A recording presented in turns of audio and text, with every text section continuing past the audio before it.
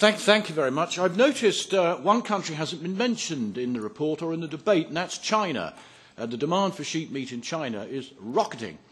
And a lot of that's being soaked up by New Zealand and Australia, who already have trading routes into China. And that means those sheep and lambs, etc., that would have come to Europe are possibly going to China. So opportunities there. We haven't mentioned the Muslim population, rapidly growing in Europe. They particularly like this sort of food. Furthermore, they like the cull animals, the old ewes that are no longer any use for breeding. They used to have a very low value, £8 when I remember when I started sheep farming. That's now up to £100. That is a good welfare thing because it means people look after the older animals.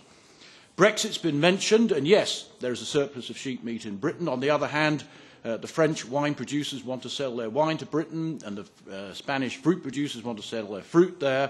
Common sense should prevail on this. I think that the CAP has made life unnecessarily difficult for this sector.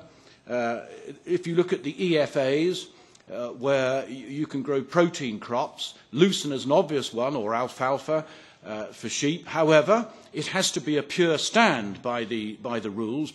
Just lucerne. That's not good for sheep. You need fescue grass undersown with it.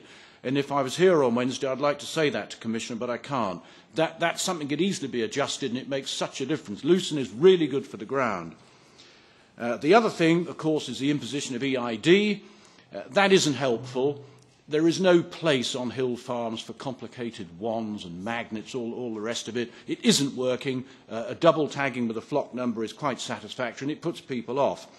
The environment's been mentioned, and sheep are very, very good for the environment. Goats, well, I have to put a question mark there. A lot of North Africa's desert status is caused by that. I don't recognise what José Bové says of increasing intensification and sheep going into buildings where they never see the light of day. January lambing has rather gone out of fashion now, whereas extensive sheep is coming in. Do you want me to stop, Chairman? You gave one of them 3 minutes. I will if you insist, because you're a nice man. Do it. Okay, I'll stop.